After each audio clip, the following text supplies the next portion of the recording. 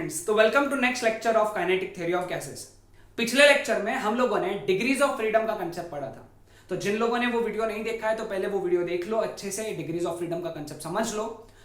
इस लेक्चर में हम लोगों को law of equipartition of energy और हम लोगों को पढ़ना है इसके आगे का concept which is internal energy of gas. ये दो मेजर कंसेप्ट हम लोगों को क्लियर करने हैं।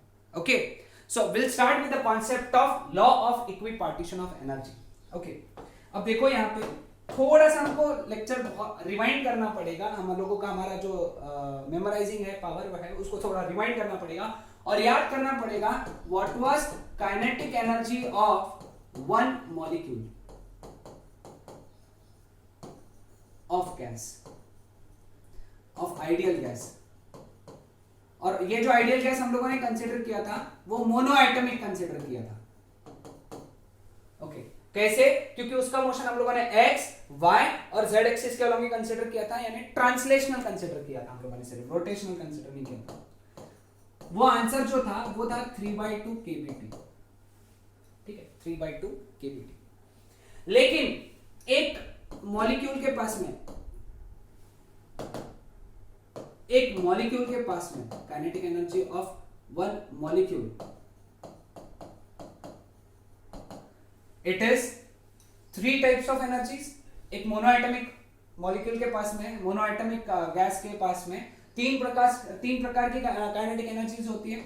वो होती है half M V square along X axis, यानी translational kinetic energy along X axis, half M V square along Y axis, half M V square along Z axis. है ना, क्लियर? और एक मॉलिक्यूल के उसमें 3 प्रकार से काइनेटिक एनर्जी हो सकती है। एक एक्स एक्सिस के अलोंग की काइनेटिक एनर्जी हो सकती है, एक वाई एक्सिस के अलोंग की काइनेटिक एनर्जी हो सकती है और एक जेड एक्सिस के अलोंग की काइनेटिक एनर्जी हो सकती है।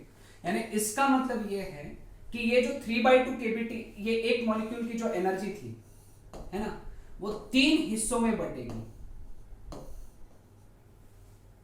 ओके, कितने हिस्सों में बटेगी?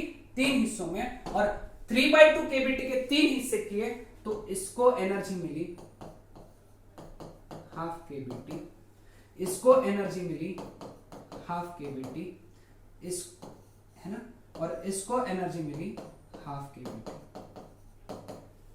ओके, ये क्या थे? लेकिन ये थे एनर्जी मोड्स। ये एक एनर्जी मोड था, ये दूसरा एनर्जी मोड था, ये तीसरा एनर्जी मोड था। So for 3 energy modes we have each mode having how much energy? हर एक मोड के पास में कितनी एनर्जी है? Half kBt, and this is nothing but law of equipartition of energy। इसी को हम लोग law of equipartition of energy कहते हैं। law of equipartition of energy क्या स्टेट करते हैं कि जो मॉलिक्यूल की एनर्जी है, मॉलिक्यूल की एनर्जी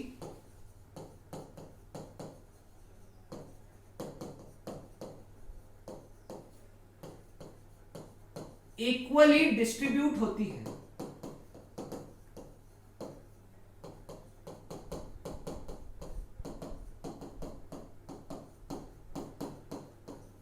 हर एक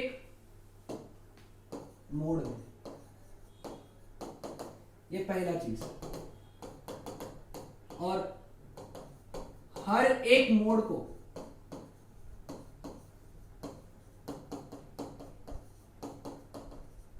हाफ kBt जितनी एनर्जी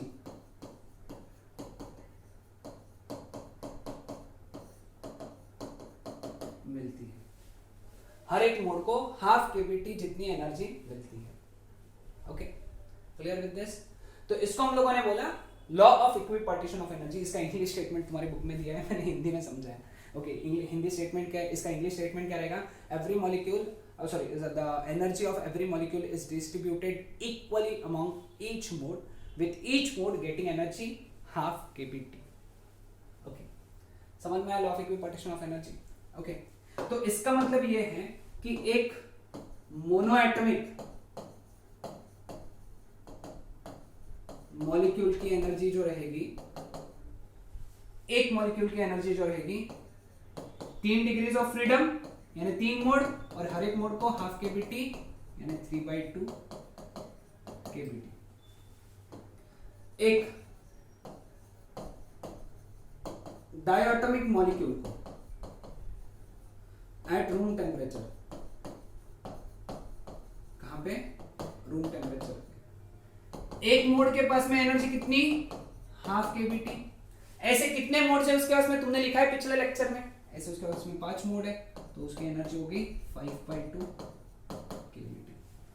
सेम एक डायटोमिक, वापस से डायटोमिक मॉलिक्यूल के पास में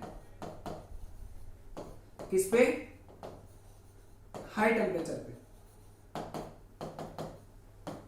कितनी एनर्जी रहेगी, एक मोड के पास में हाफ केबीटी, और हाई टेम्परेचर पे उसके पास में टोटल 7 मोड होते हैं, तो इट इज 7/2 केबीटी। अब ऐसा polyatomic gas, linear polyatomic gas, non linear, उसके लिए तुम्हारे लिए होमवर्क है, वो नीचे लिख कर रखो, ठीक है, वो नीचे लिख कर रखो। Internal energy of an ideal gas, अब देखना है। अब आइडियल गैस का लेटेस्ट से हम लोगों ने 1 मोल कंसीडर किया, 1 मोल कंसीडर किया, और आइडियल मोनोएटॉमिक कंसीडर किया लेटेस्ट से, ठीक है, मोनोएटॉमिक। अब उसके एक मॉलिक्यूल की एनर्जी कितनी रहेगी, फिर एक मॉलिक्यूल की एनर्जी रहेगी 3/2 केबीटी, 3/2 केबीटी। अब ऐसे कितने मॉलिक्यूल्स हैं हमारे पास में, Na मॉलिक्यूल्स हैं। कैसे पता हमको, एक मोल लिया ना, एक मोल में हमारे पास में Na मॉलिक्यूल्स आते हैं, तो Na मॉलिक्यूल्स की एनर्जी कितनी रहेंगी, Na इंटू 3/2 केबीटी, एक की कितनी, 3/2 केबीटी। ऐसे कितने, Na, तो टोटल कितनी होगी इसकी 3/2, Na into KB is R into T। Na into KB R होता है, हम लोगों ने स्टार्टिंग में पढ़ा था, क्योंकि KB is R upon Na। Okay, तो देयरफॉर यहां से हम लोग क्या करेंगे, कोई भी गैस की internal energy that is equal to F/2 RT, where F is degree of freedom। F क्या होता है, डिग्री ऑफ फ्रीडम। तो मैंने अगर बोला तुमको ऑक्सीजन गैस की मॉलिक्यूल, ऑक्सीजन मॉलिक्यूल की इंटरनल एनर्जी कितनी रहेंगी, तो तुम क्या लिखोगे, तुम मुझे पूछोगे सर रूम टेम्परेचर की हाई टेम्परेचर, मैं बोलूंगा रूम टेम्परेचर, तो तुम बोलोगे 5/2 RT। मैंने बोला हाई टेम्परेचर, तो तुम बोलोगे 7/2 RT। समझ में आया, ये चीज क्लियर हुआ। तो ये ध्यान में रखना है, ये फॉर्मूला याद रखो, where F is degree of freedom. Okay, now molar specific heat at constant volume, इसके बारे में डिटेल में थर्मोडायनामिक्स में बहुत डिटेल में आएगा, और ऑलरेडी तुम मोलार स्पेसिफिक हीट ये कंसेप्ट पढ़ चुके हो, तो मैं तुमको अभी शॉर्ट में सिर्फ जो फॉर्मूला हमको काम में आएगा मैं वो बताऊंगा तुमको। Molar specific heat at constant volume CV that is equal to du/dt, ये फॉर्मूला काम में आएगा, नोट डाउन करके रख लो। बाकी इसको बहुत डिटेल में मैं थर्मोडायनामिक्स वाले चैप्टर में समझाऊंगा, अभी सिर्फ तुमको एक फॉर्मूला याद रखना है। कौन सा फॉर्मूला याद रखना है, CV is equal to du/dt। Okay, now U का वैल्यू कितना था, F/2 RT, अभी देखा हम लोगों ने, तो therefore du/dt that is equal to F/2 R, तो कांस्टेंट है, इंटीग्रेशन के बाद बाहर, तो derivative of T, what is derivative of T, 1, तो therefore CV is equal to F/2 R, where F is, क्या बोलेंगे इसको, डिग्री ऑफ फ्रीडम। F क्या हो गया, डिग्री ऑफ फ्रीडम। तो अब तुम्हारे लिए होमवर्क है यहाँ पे, मोनोएटॉमिक के लिए तुम डिग्रीज ऑफ फ्रीडम निकाल के CV निकाल लो, डायटोमिक के लिए CV निकालो, इसके दो वैल्यूज आएंगे, रूम टेम्परेचर हाई टेम्परेचर, है ना, और पॉलीएटॉमिक के लिए भी CV निकाल लो, दो इसके लिए, लीनियर एंड नॉन लीनियर, ठीक है। This was molar specific heat at constant volume. Molar specific heat at constant pressure, ये कैसे निकालेंगे, हमको मालूम है CP minus CV is equal to R होता है, इसको हम लोग मेयर्स रिलेशन कहते हैं। क्या कहते हैं हम लोग इसको, मेयर्स रिलेशन, ये भी डिटेल में बाद में आएगा, अभी याद रखना है सिर्फ CP minus CV is equal to R, तो CP is equal to CV plus R होगा। CV का वैल्यू कितना है, F/2 R प्लस R, तो CP का वैल्यू कितना हो गया, R कॉमन निकला, F/2 + 1 × R। Same monoatomic, diatomic, room temperature, diatomic, high temperature, polyatomic, linear, polyatomic, non linear के लिए तुमको कैलकुलेट करना है। ठीक है, सी ओके। अब समरी टेबल, अब जितना आज हम लोगों ने पढ़ा है ना, उसका एक समरी टेबल बनाऊंगा। ये टेबल जैसे जैसे मैं बनाऊंगा तुम लोगों ने भी बनाना है, और ये टेबल को अपने स्टडी टेबल के सामने चिपका के रख देना है। टेबल को स्टडी टेबल के सामने चिपका दो। ओके, कुछ दिन के लिए चिपकाओ, बिकॉज तब तक तुमको ये लर्न हो जाएगा, याद हो जाएगा। ठीक है, तो देखो इसमें इतनी सारी चीजें हमको लिखना है। टाइप ऑफ गैस, उसके degree of freedom, CV, CP, gamma. Gamma यानी एडियाबैटिक कांस्टेंट, जिसका फॉर्मूला क्या रहेगा, CP/CV। ये फॉर्मूला इसका, और ये ठीक है। अब ये टेबल हम लोग भरेंगे। अब सबसे पहले कंसीडर करेंगे मोनोएटॉमिक गैस। मोनोएटॉमिक गैस के 3 डिग्रीज ऑफ फ्रीडम रहेंगे। 3 डिग्रीज ऑफ फ्रीडम। 3 कौन से रहेंगे, 3 ट्रांसलेशनल ही रहेंगे, है ना, तीनों के तीनों ट्रांसलेशनल रहेंगे। सीवी का वैल्यू कितना था, F/2R। F/2R यानी 3/2R रहेगा। सीपी का वैल्यू, इसमें R ऐड करेंगे तो 5/2R आ जाएगा। Gamma CP/CV, CP/CV, R cut हो जाएगा तो इसका आंसर आएगा 5/3। और U रहेगा F/2RT, F/2RT यानी 3/2RT। U यानी इंटरनल एनर्जी। ठीक है, दूसरा डायएटॉमिक गैस एट रूम टेम्परेचर। अब इसके डिग्रीज ऑफ फ्रीडम 5 रहेंगे, 3 ट्रांसलेशनल प्लस 2 रोटेशनल, है ना। तो इसका सीवी कितना आएगा, 5/2R। इसका सीपी आएगा 7/2R। इसका गैमा आएगा 7/5 और इसका U आएगा 5/2RT। फिर डायएटॉमिक गैस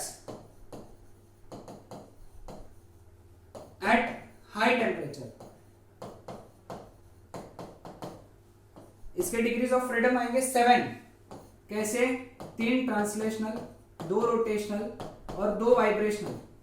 वाइब्रेशन के 2 आएंगे हाई टेम्परेचर पे। तो इसका कितना आएगा, ये 7/2R, ये आएगा 9/2R, ये आएगा 9/7 और ये आ जाएगा 7/2RT। फॉर 1 मोल है, ये फॉर 1 मोल है। और अगर म्यू मोल्स बोला तो हर एक में म्यू लग जाएगा, हर एक में म्यू लगेगा। फिर है पॉलीएटॉमिक गैस, वो भी कौन सा, लीनियर। लीनियर के कितने आएंगे, 5। कौन से 3 ट्रांसलेशनल, 2 रोटेशनल। तो इसका ये हो गया 5/2R। ओके, और ये हो गया 9/2R, सॉरी 7/2R आएगा।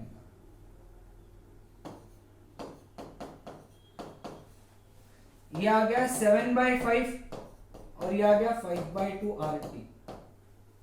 ठीक है, and finally you have polyatomic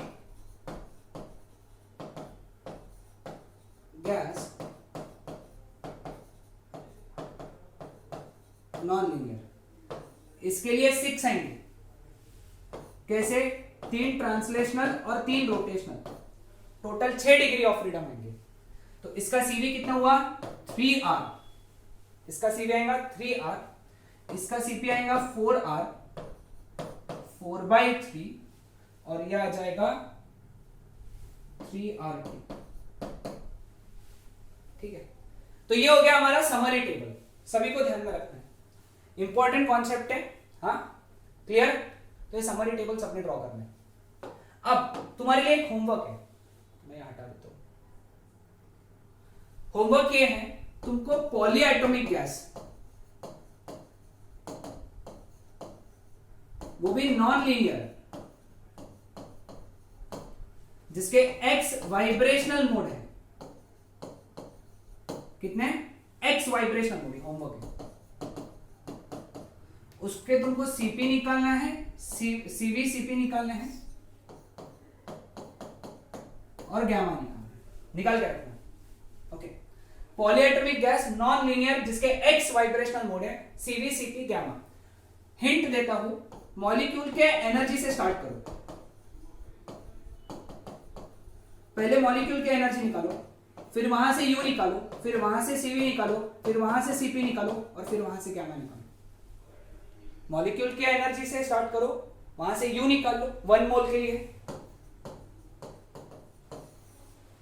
वहां से सीवी निकालो du/dt लेके, फिर सीपी निकालो, फिर गैमा निकालो। ये होमवर्क है तुम्हारे लिए, चेक कर दे कितने लोगों को आता है। सो ये था हमारा आज का लेक्चर। ओके, अब नेक्स्ट लेक्चर में हम लोग बात करेंगे इसके आगे के concept which is mean free path. Okay, that's it.